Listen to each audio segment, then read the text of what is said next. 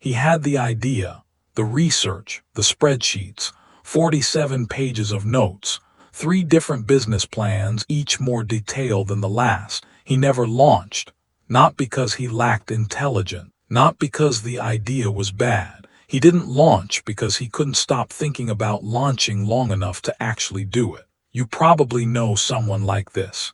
You might be someone like this. And here's what nobody tells you: this isn't a motivation problem. It's not laziness. It's something far more psychological and far more dangerous, because it feels exactly like progress.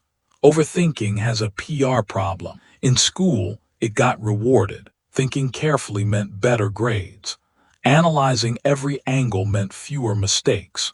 But entrepreneurship doesn't work like school. There are no grading rubrics, no model answers. Entrepreneurship rewards action, specifically imperfect action taken at the right time. The skills that made you a great student may be the exact skills sabotaging you as a builder. Psychologists call this cognitive overload paralysis. When the brain faces too many variables with no clear direction, it defaults to one behavior: gather more information. It feels like preparation. It is avoidance. Harvard psychologist Ellen Langer found that overthinking doesn't improve decisions. It introduces more noise, not less.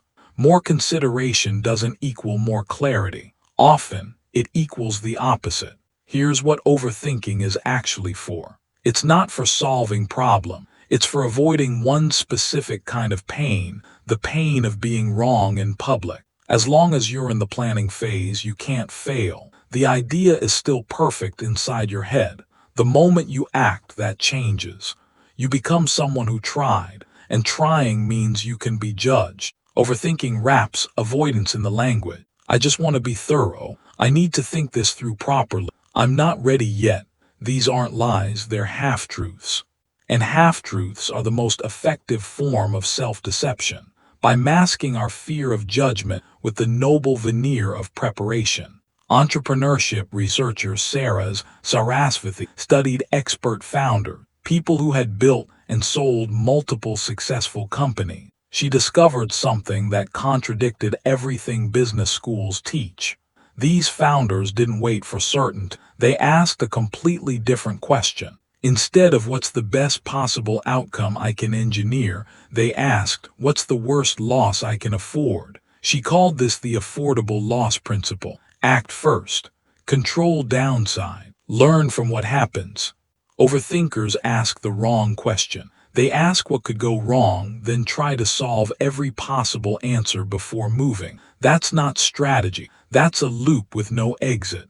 But there's a second layer. This one is harder to see. Many overthinkers aren't just afraid of failure. They're afraid of who they'll have to become to succeed. Starting a business means making decisions without permission, disappointing people, moving fast and being wrong sometime. For someone who built their identity around being careful and thorough, that feels like a betrayal of self. Psychologist Carol Dweck would call this a fixed identity around intelligence.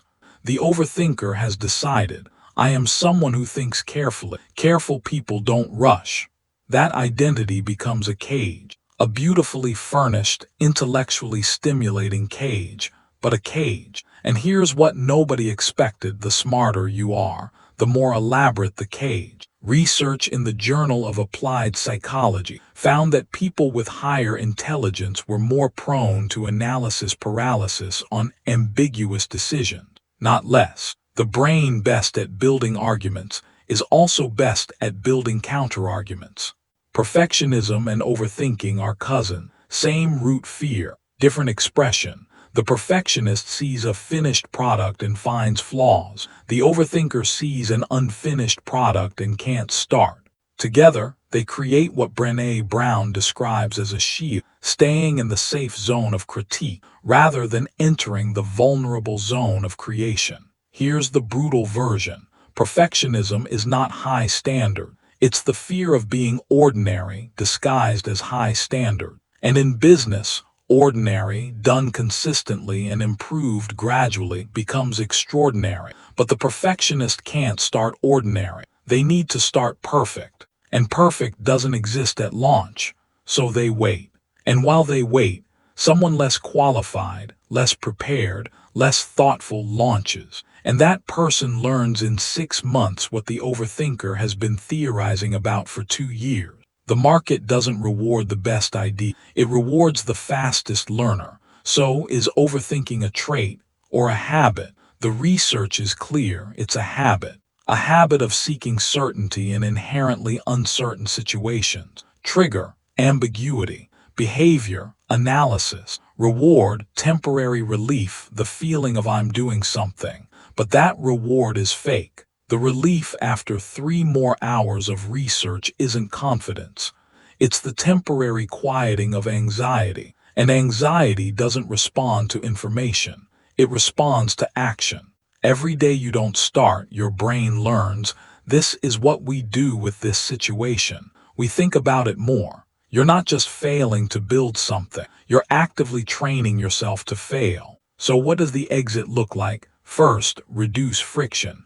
Make the first step embarrassingly small. Not launch a business, launch a conversation. Reid Hoffman said, if you're not embarrassed by the first version of your product, you've launched too late. That's not a joke. That's a cognitive intervention. Second, time box your thinking. Give analysis a hard deadline. I'm deciding by Thursday with the information I have. No successful founder had complete information. They had enough and a deadline that forced them forward.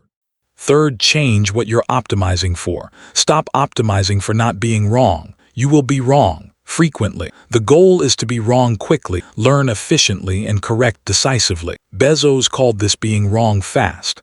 The path to being right runs through being wrong, not around it. That person with 47 pages of notes, his problem was never the plan. The plan was excellent.